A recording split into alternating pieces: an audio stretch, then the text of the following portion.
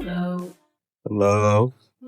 Who all here likes trees? A tree loves. So do I. My name is Erin. I am the founder and current board president of a small but mighty nonprofit group called St. Louis Neighborhood Foresters. So you may be aware of some other groups like that, sort of. So there's a forest relief, they do tree planting. Maybe you know of St. Louis City Forestry Division, the actual city's foresters. Maybe you have grievances with them, right? Like there's never enough resources for tree care. And tree care tends to not be the highest priority by far, right?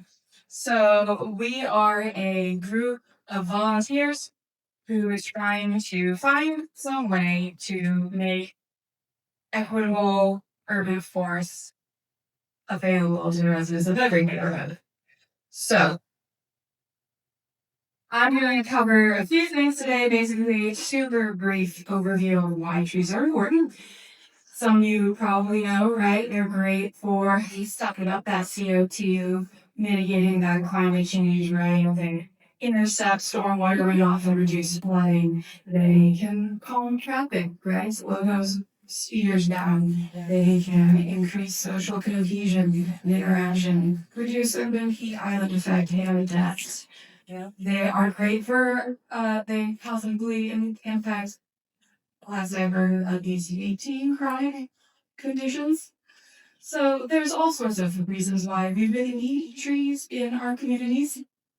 We consider things like our streets and our electric poles to be infrastructure, right? For trees, we tend to think of as nice to have, but they'll take care of themselves or it doesn't matter really. I mean, the answer is yes. It matters very, very, very much. So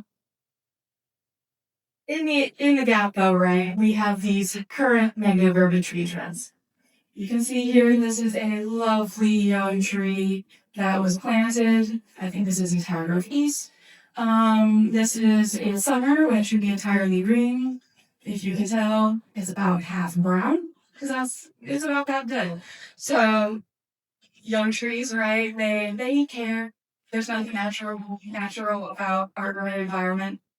It's a lot of concrete, right? It's a lot of car doors if I come into them.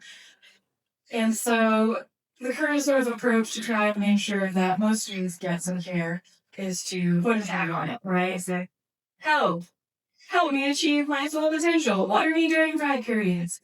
And then it'll take you to a website that has some somewhat confusing guidelines, right? But the question is my neighbor caring for this? They might already be. I've had that happen. And also, but how, right? You can say so you need the water, but what does that actually mean in practice? Bucket? Hose? It could be many things, right? Like people get really hung up on the little details, right? So we have a lot of trees getting planted and then dying, which is a huge waste of resources. We also have a lot of trees that, as they grow, the unsuitability of their planting sites becomes more and more apparent, right? And we always say, well, that tree was planted in the wrong place. Right tree, right place. Everybody knows that saying? Mm-hmm. Yeah. The problem is, in our urban environments, there are increasingly no good places for trees, right? Maybe the park, but like when you talk about street trees, which in St. Louis City especially is one of the best places to plant, right? Especially for a lot of those benefits like calming down traffic, intercepting some of that stormwater. We need to be planting street trees, but then we put them in these tiny little holes and then we're bad whenever they damage the sidewalk, right? And then when the sidewalk gets damaged, we come back, we try and fix the sidewalk, we kill that tree. So it's a real difficult situation. As mentioned, sidewalk repair, trees taken down. Sometimes those trees don't get taken down in time the sidewalk get repaired, and then they are just sort of, they begin their death spiral, as it's called, right? And then it falls down, and they're like, oh, this dastardly tree. It fell for no reason. It fell because nobody paid attention to it, nobody appreciated what it needed. So We have a lot of trees that get cut down, and sometimes the other place is just standing little tree, several in the background of this developed Broadway, right? But again, they're designed to use carry those laws. And will anybody check on them? Will they survive the first 3 years when they're struggling to adapt after being wrenched out of their cozy plastic home and shoved into new soil? Who knows? Right now, it's kind of a coin toss, right? A substantial portion of trees that get planted just don't make it. So, on top of these existing negative trends, where we have a lot of trees that are getting mature, getting taken down, and a lot of trees getting planted that just aren't making it, we also have what some might call acts of God, right? The tornado on May 16 came through and destroyed a big swath of North St. Louis. And that is awful for the residents. And its immediate concerns, right, are trying to deal with the impact on housing and businesses and everything like that, right? But this also is going to make our crisis with the canopy, our urban forests, much more difficult. We lost a lot of mature trees, right? Which a lot of people aren't necessarily going to want to have big trees nearby in the future because said mature trees often fell along their cars and their homes.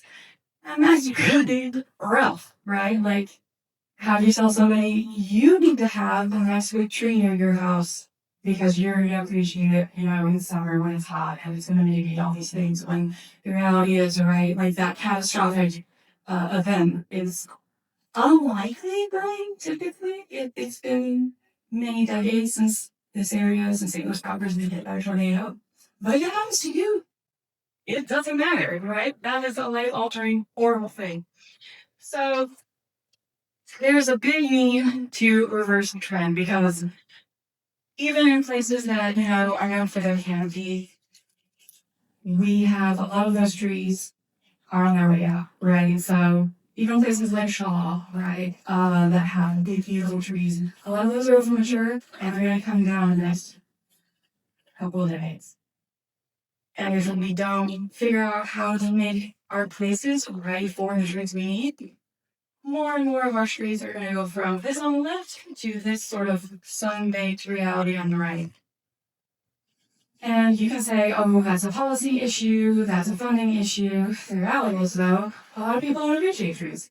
And if you don't understand trees, right, you don't understand the issues that they face, the reasons that they fail, you can't advocate for them. You can't advocate for increased spending, right? And you aren't going to necessarily make that leap of faith and say, yes, tree, we don't need a tree lawn, right? So there are other organizations doing great work in this area, right? You have city forestry. They are professionally understaffed.